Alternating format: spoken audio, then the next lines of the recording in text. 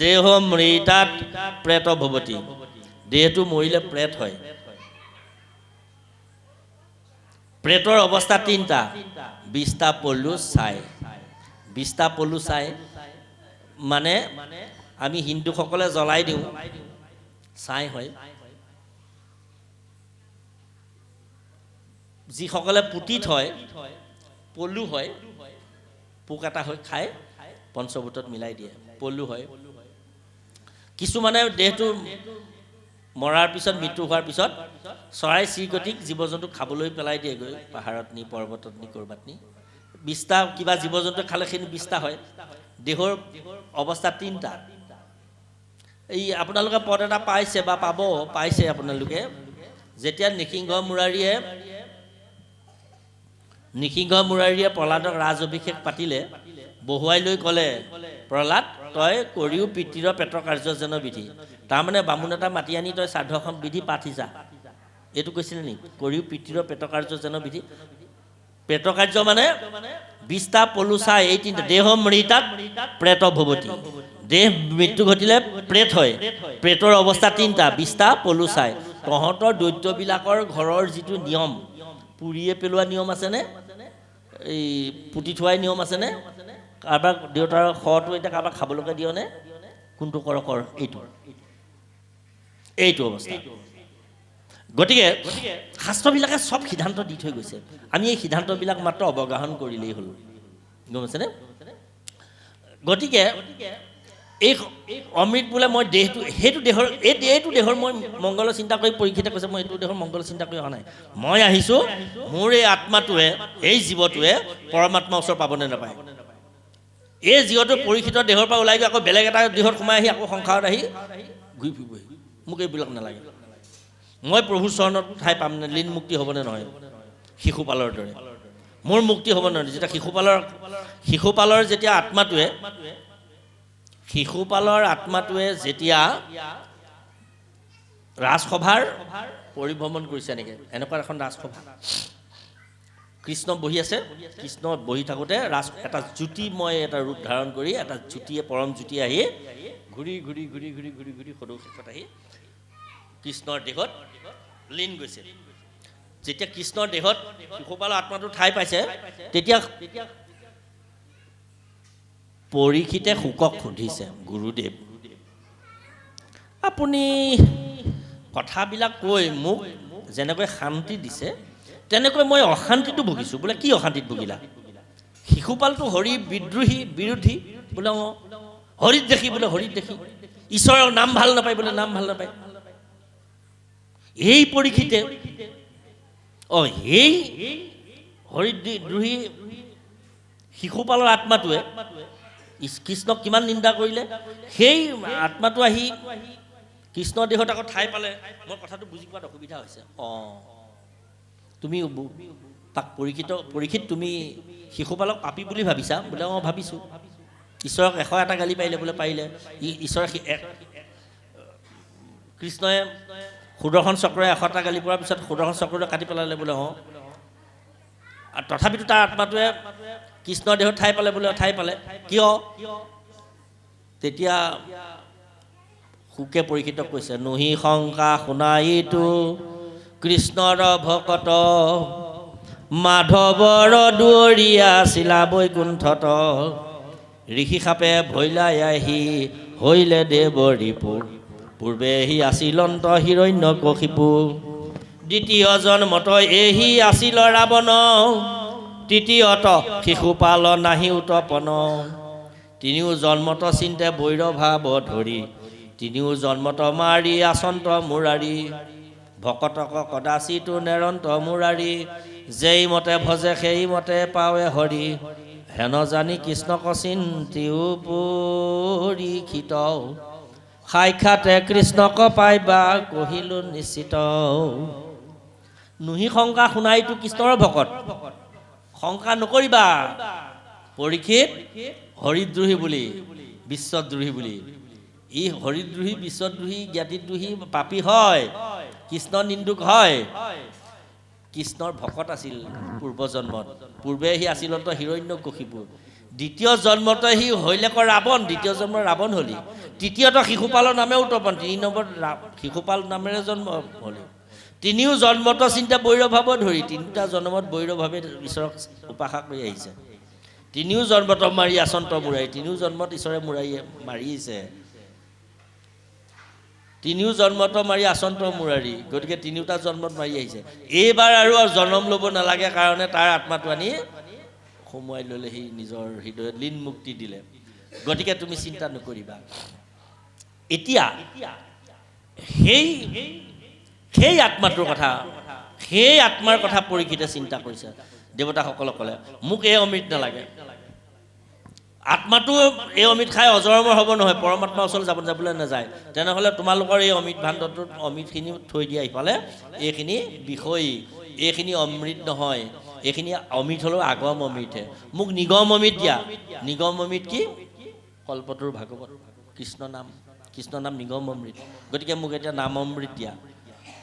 গোটেই ঋষিসকল আহিলে, ৰাজ ঋষি আহিলে, দেৱ ঋষি আহিলে, ব্ৰহ্ম ঋষি আহিলে, সকলোকে সুধিলে, কোনেও এই 7 দিনৰ ভিতৰত কেনেকৈ তৰিব লাগে ইয়াৰ উত্তৰ দিব নোৱাৰিলে। পিছত শুকমুনি আহিলে, শুকমুনিক আসনত বহুৱালে, সেৱা কৰিলে, আসনত বহুৱালে, আৰু ম্ৰিয়মান লোকে কি কৰিব লাগে, মই 7 দিনৰ ভিতৰত কেনেকৈ তৰিম, এতিয়া মোক ইয়াৰ উত্তৰ লাগে বুলি কোৱাত শুকে বহুৱাই লৈ প্ৰথম স্কন্ধৰ পৰা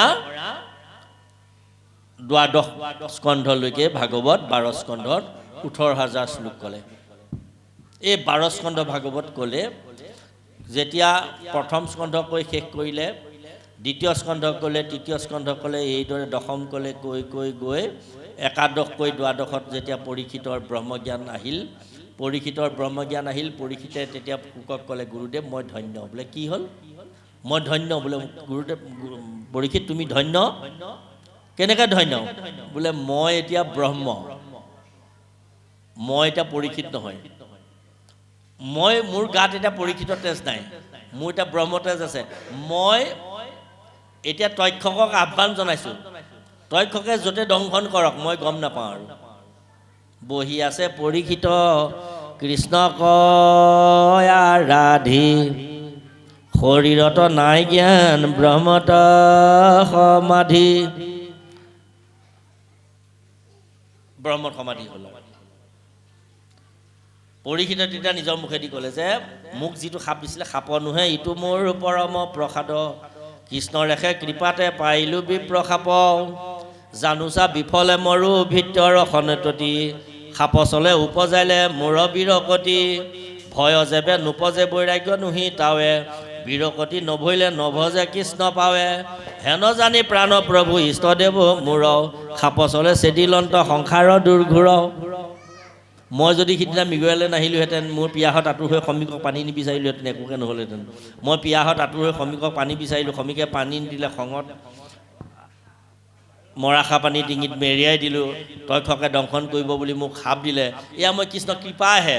আৰু মই জন্মেজয়ক ৰজা পাতি মই বাকলি বলকল পিন্ধি গংগা তীৰলৈ আহিলোঁ।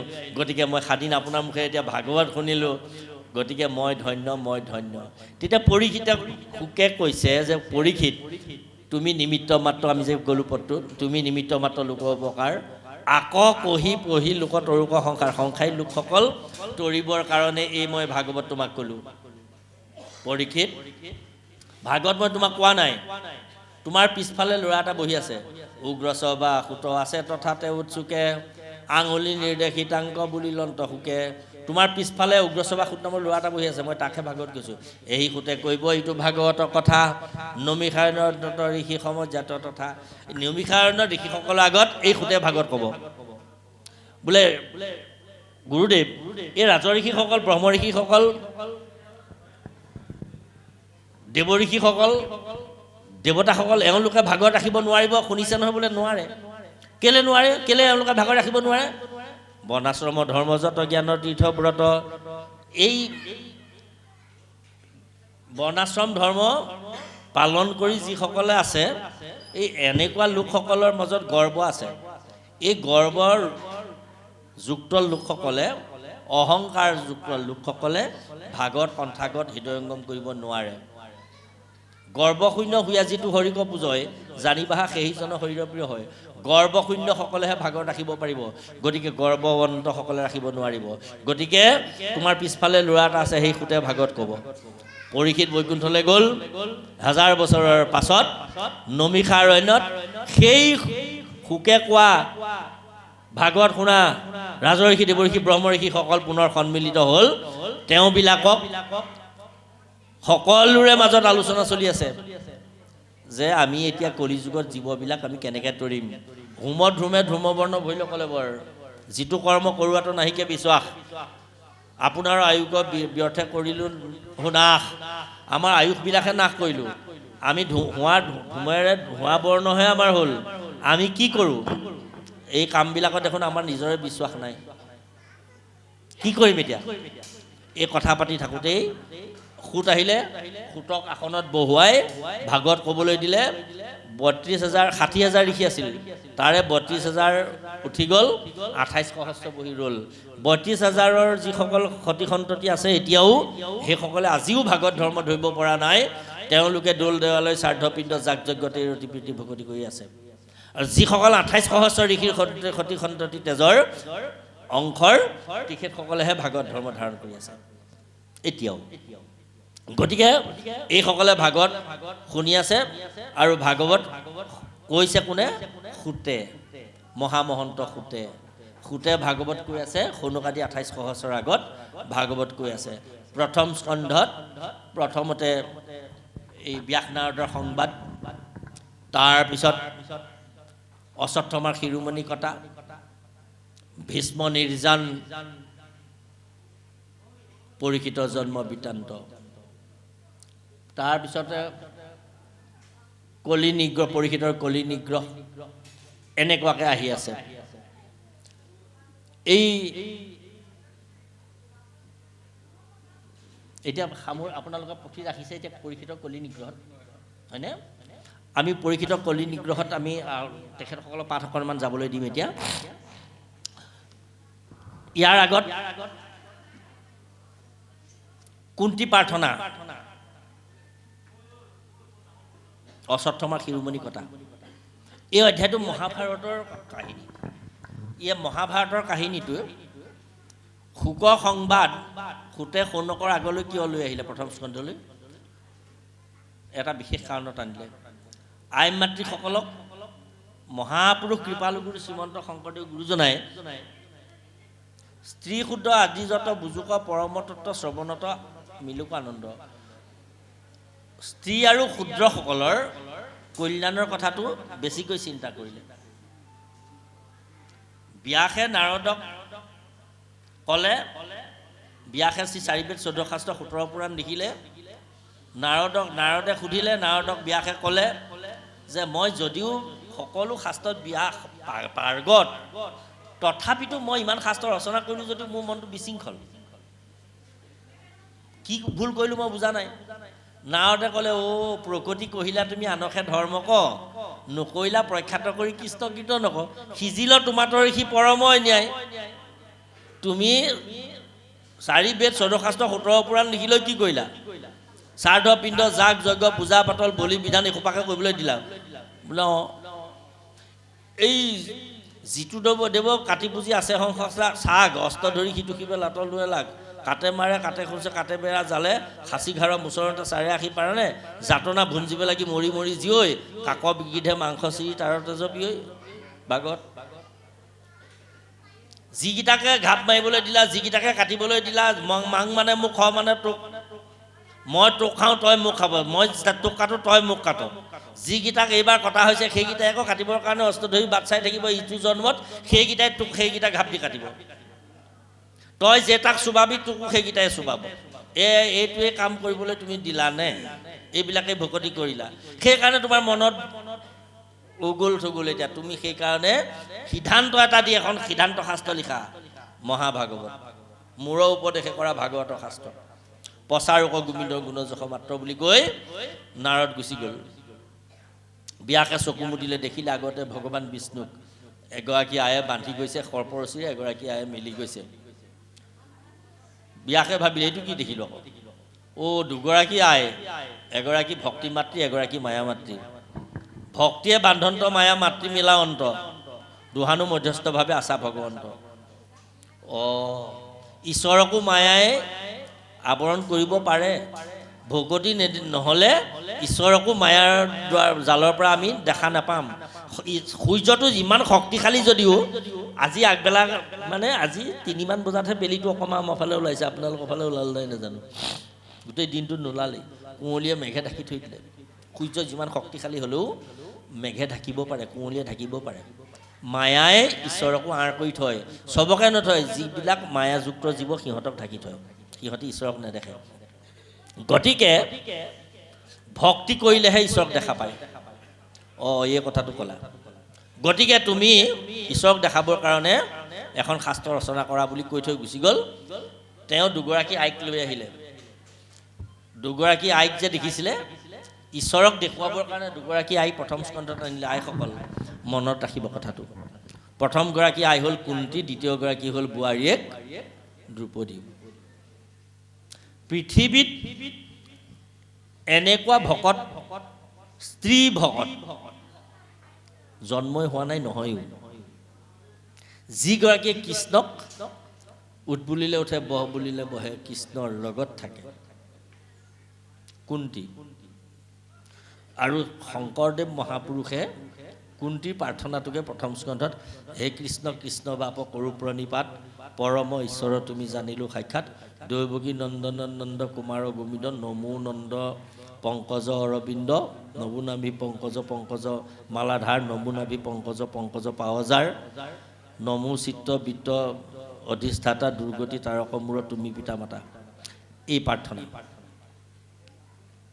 এই প্ৰাৰ্থনাটিকে শংকৰদেৱ মহাপুৰুষে কৃষ্ণায় বাসুদেৱায় দৈৱকী নন্দনায় স্বনন্দ গোপ কুমাৰয় গোবিন্দায় মূল ভাগৱতৰ শ্লোক জনা আনি কীৰ্তনত সন্নিৱিষ্ট কৰিলে প্ৰথমতে কীৰ্তনৰ শ্লোক হিচাপে এই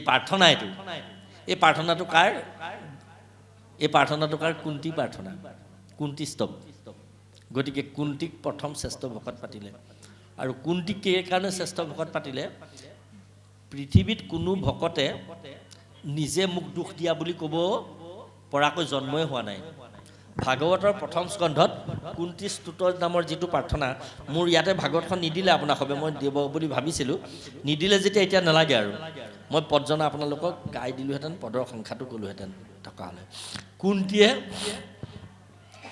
পঞ্চপাণ্ডৱৰ পৰা কুৰুক্ষেত্ৰ যুদ্ধ শেষ হ'লত বিদায় লৈ গুচি যাবৰ সময়ত কুন্তিয়ে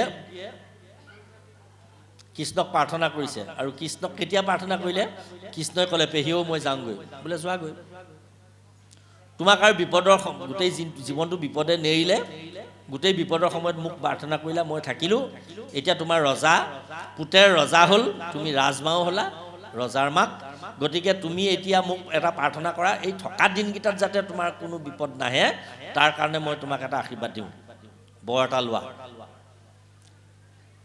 কুন্তিয়ে কান্দি কান্দি ক'লে কৃষ্ণ তুমি যাবলৈ ওলালা যোৱাগৈ দ্বাৰকালৈ যাবগৈ লাগিব তোমাৰ পৰিবাৰ তোমাৰ গোটেই সংসাৰখন তাতে আছে মোৰ ওচৰততো সদায় থাকিব নোৱাৰা আৰু যাবৰ সময়ত তুমি মোক বৰ এটা দি থৈ যাম বুলিছা বোলে বৰ দিয়া যদি এইটোহে দিয়া সেহি সেহি আপদ মুহুৰ অভিমত তোমাক দেখিবে পাওঁ যিটো আপদত চিৰি ভৰিলে ভুলৈ মন কৰৈ নানা কাম সম্পদত লৈবে কন পাৰো তো জুনাম মোক অলপ গৰম পানী সম্পদত মই তোমাৰ নাম ল'ব নোৱাৰো কিবা যদি পৃথিৱীত আমি সেই তাৰ মুখনিখনত দিয়া ইয়াত ঠাণ্ডা পানী আছে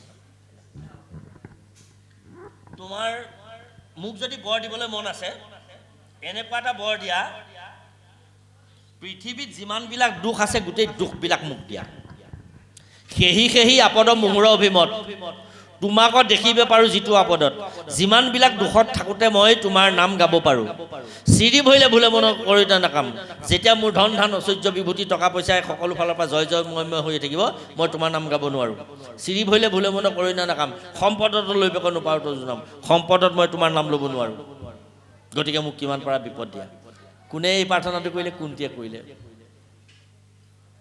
এক দুই নম্বৰ গৰাকী আই বোৱাৰী অশ্বত্থামায়ে পাঁচোটা ল'ৰাৰ মূৰকেইটা কাটি পেলোৱাৰ পিছত ভীম অৰ্জুনে অশ্বত্থামাক ধৰি আনি আগত ডকচাই পেলাই দিলেহি। পেলাই দিয়াৰ পাছত দ্ৰৌপদী এটাই কৰিব লাগে, কাট বুলি কোৱাৰ লগে লগেই এনেকুৱাকৈ বান্ধি আনিছে, লাটুম গুটি বন্ধা দি এটা ঘাপ মাৰিলেই কেইবাটাও খণ্ড হৈ যায় অশ্বত্থামা।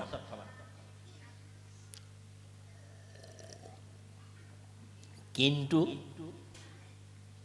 দ্ৰৌপদীয়ে আপুনি নিজলে পোনাই চাওক, আমাৰ ল'ৰাটোক যদি কোনোবাই লাহেকৈ অকণমান দিলে, এনেকৈ কোনোবাই যদি কাণ চেপা এটা দিলে, শিক্ষকেও যদি দুবেট মাৰিলে, তেনেহ'লে মাকহঁত কেনেকুৱা উত্তেজিত হয়। কিন্তু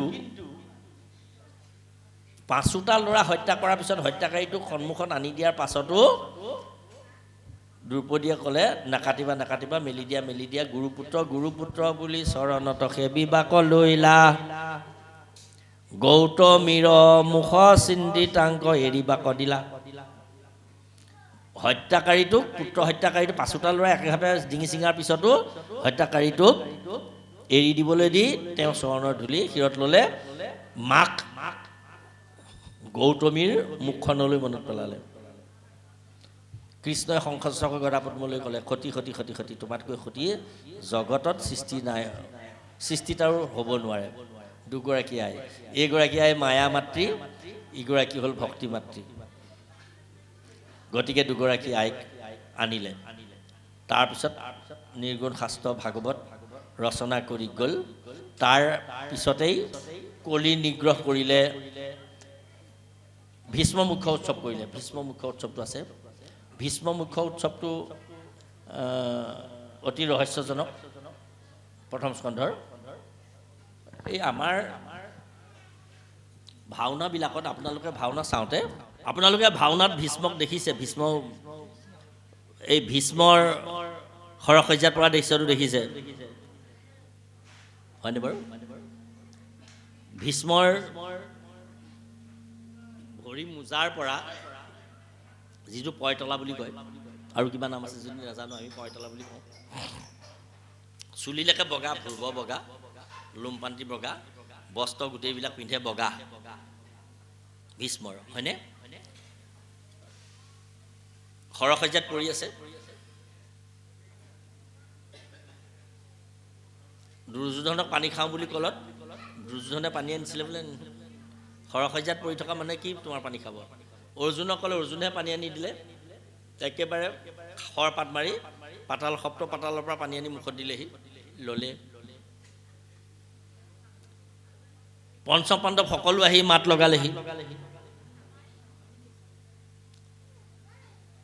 কোন কোন আহিছা? যুধিষ্ঠিৰে ক'লে পিতামহ, ভীমে ক'লে পিতামহ, অৰ্জুনে পিতামহ, সুভদ্ৰা কুন্তি সকলোৱে পিতামহ পিতামহ ক'লে। আই দ্ৰৌপদী অহা নাই বোলে, আহিছোঁ পিতামহ।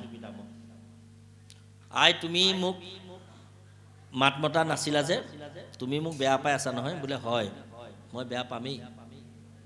হয়, তুমি মোক বেয়া পাবা। মই ইমান শুক্ল বস্ত্ৰধাৰী, মোৰ সকলো কামেই বগাই হ'ব লাগিছিল নহয় জানো? হয়, আছিলোঁ বগা, কিন্তু এতিয়া বগা নোহোৱাৰ কাৰণ হ'ল, তেতিয়া বগা নোহোৱাৰ কাৰণ হ'ল মই অন্ন শুদ্ধ স্বতঃশুদ্ধি স্বতঃশুদ্ধ ধুবাস্মৃতি স্মৃতি লভে সৰ্বগ্ৰন্থিনাং শুদ্ধি ভৱেৎ। মই যিবিলাক অন্ন খালোঁ, তোমালোকৰ বংশৰ, তোমাৰ বৰ্জনাহঁতৰ পৰিয়ালত থাকি দুৰ্যোধনৰ ঘৰত অন্নসোপা তৈয়াৰ কৰাৰ পৰা, অন্ন সংগ্ৰহ কৰাৰ পৰা গ্ৰহণ কৰালৈকে গোটেইবিলাক অন্ন দূষিত। অন্ন সুৰা, অন্ন বিষ্ণু ন নিবেদিত, মানে কৃষ্ণ মন্ত্ৰ হীনজনৰ মতি অতি দুষ্টা, জলসুৰা অন্নতাৰ কুকুৰৰ বিষ্ঠা। যিখিনি দ্ৰব্য বিষ্ণুত অৰ্পণ কৰি পবিত্ৰ কৰিব পৰা নাযায়, সেই দ্ৰব্য গ্ৰহণৰ কাৰণে উপযোগী নহয়। দূষিত অন্ন খালোঁ, বিষ্ণুত নিবেদন কৰা অন্ন মই গ্ৰহণ নকৰাৰ অপৰাধত মোৰ এতিয়া এই অৱস্থা। মই যিসোপা তেজ তোমালোকৰ বৰ্জনাহঁতৰ পৰিয়ালত গ্ৰহণ কৰিলোঁ, গোটেই তেজবিলাক মোৰ দূষিত তেজ। সেইকাৰণে ৰাজসভাত মই সেইদিনা তোমাক সহায় কৰিব নোৱাৰিলোঁ। মই যদি চকু মেলি এনেকৈ চালোহেঁতেন দুৰ্যোধন বুলি বা দুষাসন বুলি এটা শব্দ ক'লোহেঁতেন তোমাক তেনেকুৱা ব্যৱহাৰ কৰিব নোৱাৰিলেহেঁতেন কিন্তু মই একো মাত নামাতিলোঁ যে মোৰ তেতিয়া দূষিত অন্নই মোক অন্ন দুখত মই দূষিত হৈ আছিলোঁ বাপসকল আইসকল আমি সেইকাৰণে ঈশ্বৰত অৰ্পণীয় নৈবেদ্যহে গ্ৰহণ কৰিব লাগে ঈশ্বৰত অৰ্পণ নকৰাকৈ অন্ন বিষ্টা পায়ু মুত্ৰা যদি বিষ্ণু ন নিবেদিত বিষ্ণুত নিবেদন কৰা অন্ন যদি খাওঁ এয়া নৈবেদ্য হয় নিবেদনৰ অৰ্থত নৈবেদ্য হ'ল কিন্তু যদি আমি ঈশ্বৰত অৰ্পণ নকৰাকৈ খাওঁ তেনেহ'লে এই অন্নসুৰা অন্ন এই শব্দটো ক'বলৈকে বেয়া লাগিছে কুকুৰৰ বিষ্টা বুলিছে ঈশ্বৰত অৰ্পণ নকৰাকৈ খোৱা অন্নক দ্ৰব্যক জলসুৰা অন্ন তাৰ কুকুৰৰ বিষ্টা বুলিছে গতিকে সেইকাৰণে আমি তেনেকুৱা অপবিত্ৰ দ্ৰব্য গ্ৰহণ কৰিব নালাগে দ্ৰব্য অপবিত্ৰ হ'ব নালাগে ভীষ্মই তাৰ প্ৰমাণ গতিকে এতিয়া মোৰ গোটেই তেজবিলাক যে সৰসজাত গুচি গ'ল এতিয়া পবিত্ৰ তেজখন আছে মই এতিয়া তোমাক কৃষ্ণৰ কথা ক'ম এই বুলি কৈ কৃষ্ণক পৰিচয় কৰাই দি কৃষ্ণ অনেক তত্ত্ব ৰহস্য কথা ক'লে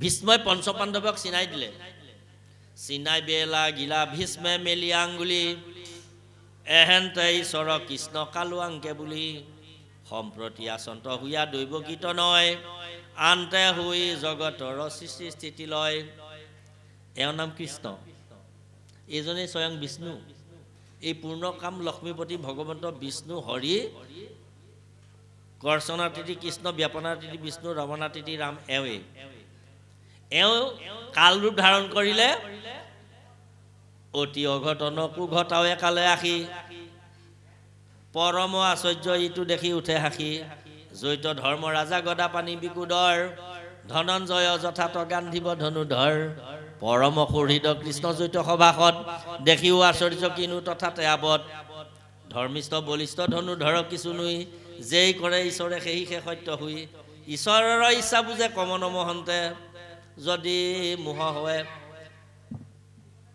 এই ঈশ্বৰৰ কাল ৰূপটো যেতিয়া এওঁ ধাৰণ কৰিব সত্যমূৰ্তি সাম্যমূৰ্তি এওঁ ভগৱান হয় কিন্তু যেতিয়া কাল ৰূপ ধাৰণ কৰিব এওঁ কথা কোনেও বুজি নাপায় অতি অঘটনকো ঘটাই কালে ৰাখি অতি অঘটন ঘটাব চোৱাচোন জৈত ধৰ্ম ৰাজা যুধিষ্ঠিৰ গদা পানী বিকুদৰ ধনঞ্জয় যথাৰ্থ গান্ধিব ধনুধৰ স্বয়ং অৰ্জুন ধনঞ্জয় যথাৰ্থ গান্ধিব ধনুধৰ পৰম সুহৃদ কৃষ্ণ জৈত সভাসত এওঁলোকক মন্ত্ৰণা দিবলৈ পৰম সুহৃদ হিচাপে তেওঁ বহি আছে দেখিও আশ্চৰ্য কিন্তু তথাতে আপদ চোৱাচোন তাতে কিমান আপদবিলাক বিপদবিলাক ধৰ্মিষ্ঠ বলিষ্ঠ ধনুধৰ কিছু নুই যেই কৰে ঈশ্বৰে সেই সত্য হয় যি কৰে তেওঁ সেইটোহে সঁচা গতিকে এই ঈশ্বৰৰ মহিমাৰ কথা একো কৰিব নোৱাৰি এওঁ ভুল নুবুজিবা এওঁ যে কুৰুক্ষেত্ৰ যুদ্ধখন লগালে এনেই নহয় জৰা জদাহি ধৰ্মস্য গ্লানি ভৱতি ভাৰত তাৰমানে যেতিয়াই ধৰ্মৰ গ্লানি হয় অধৰ্মৰ প্ৰাদুৰ্ভাৱ বাঢ়ি যায়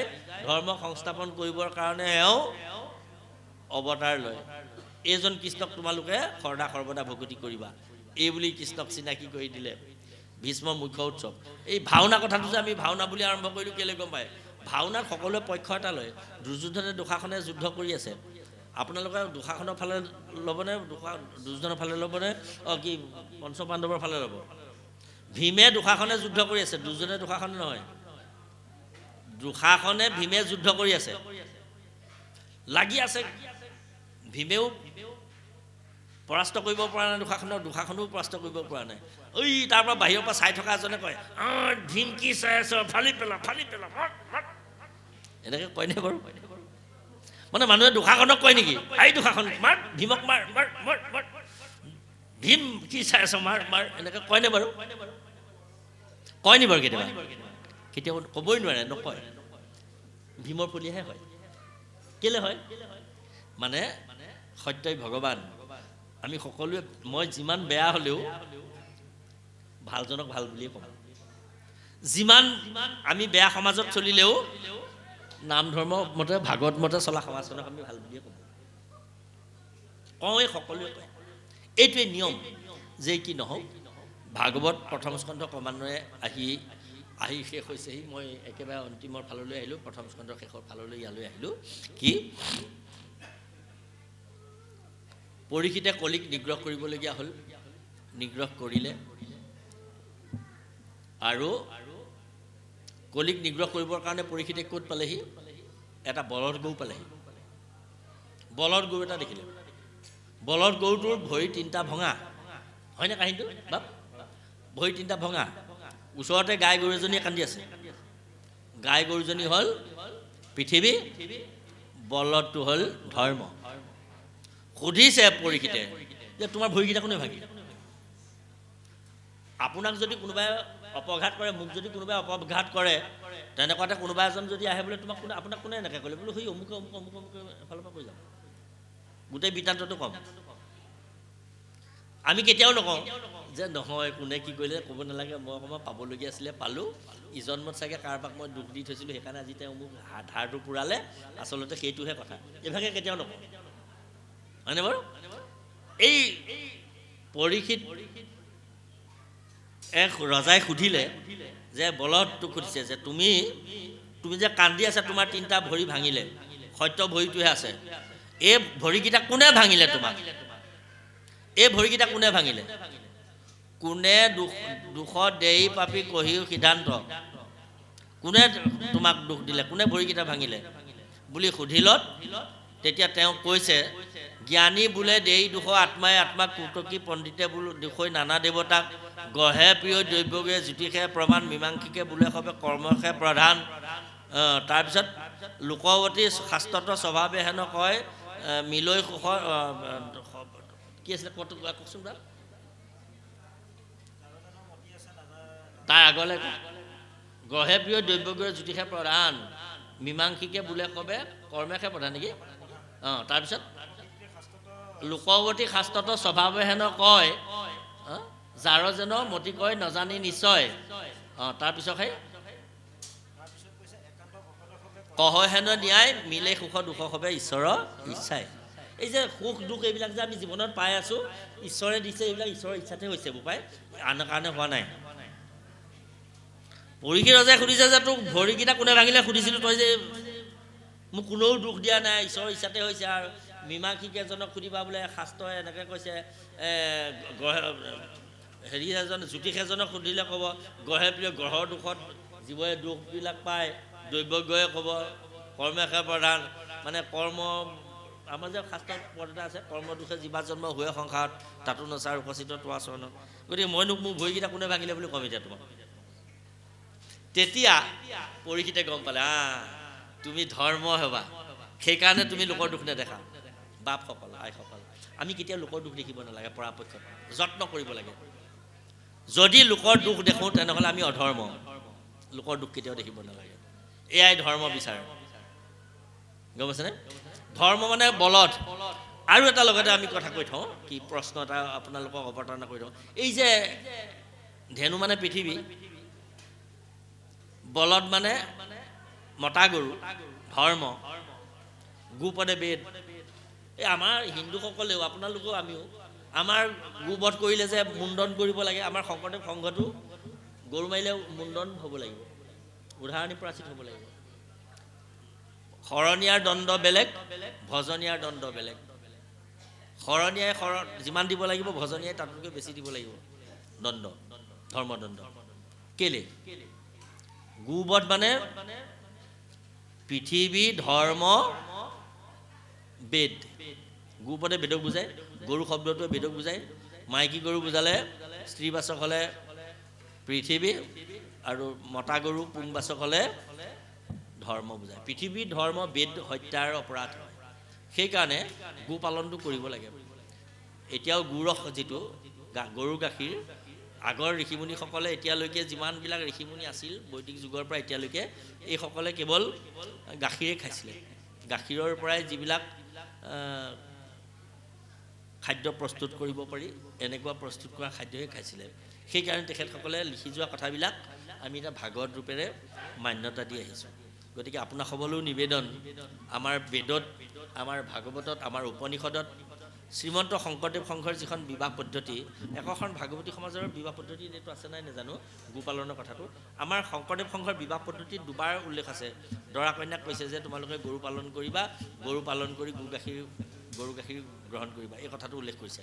কৰাৰ কাৰণ এইটোৱেই, মাছ মাংস কণী খাই যিমান বিবেক বঢ়াব পাৰি, মানে ভিটামিন গাৰ কাৰণে খাদ্যপ্ৰাণ যিখিনি প্ৰয়োজন আছে মাছ মাংস কণীত, গৰু গাখীৰত গোটেইবিলাক থকাৰ উপৰিও বিবেক বঢ়াব পাৰি।